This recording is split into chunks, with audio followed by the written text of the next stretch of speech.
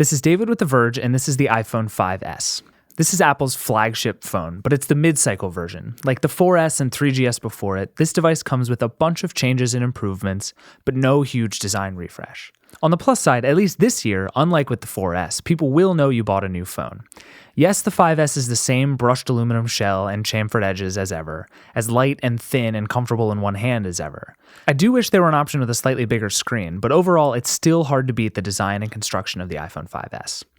But it has new color options, which give it a great new look. There's silver, the same color you can get on the 5, but now there's also space gray, a slightly lighter version of last year's model that I actually like better. And then there's gold, the surprising new entrant. It looks great. The only other design change is on the front of the 5S, where Apple has redesigned the home button you'll press countless times every day.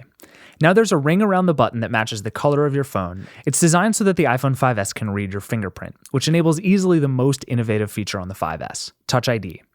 Basically, Touch ID replaces your iTunes password and your device PIN, requiring only that you tap on the button with your finger. It'll recognize up to 5 different fingers, so you and your family can all use your phone, and it's virtually instantaneous. It can be finicky at first while it gets to know all the different ways and angles you might touch the phone to turn it on, but it pretty quickly starts to work perfectly, as long as you really do put your finger on there. The 5S runs on Apple's new A7 processor, which comes with the M7 coprocessor.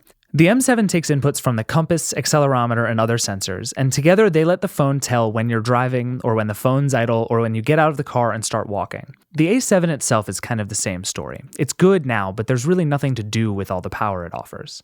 iOS 7 works great on the device, even smoother and faster than on the iPhone 5, but it's not a massive difference. All our benchmarks and tests, though, say it's remarkably faster, and I think the problem is that we're just not seeing very many apps that make use of its power or its 64-bit architecture yet. The big question with the 5S is whether or not you should upgrade from the iPhone 5. If you have a 4S or earlier, of course you should upgrade.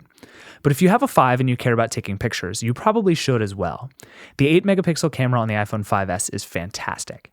It's the same megapixel count as the iPhone 5, but the aperture is faster, and more importantly, the sensor is bigger, which means individual pixels capture more light. That makes the iPhone 5S a much better camera when lighting is bad.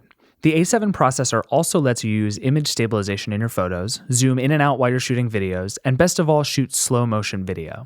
It shoots at 120 frames per second at 720p, then plays back at 30 frames per second, giving you an awesome run from normal speed to slow motion and back again. The processor also makes for better photos just because it's able to shoot so many more of them. The phone captures 10 frames per second, and if you ask it to, it will automatically choose the best one for you, though I wound up just picking myself a lot. Regardless, using burst mode is really easy and a great failsafe if you want to make sure you always get the right shot. So is the True Tone flash, but I almost never use that. It uses 2 different colored flashes to light your subject better and match the scene around you, and it's definitely better than most flashes, but it's still a lot worse than just not using a flash.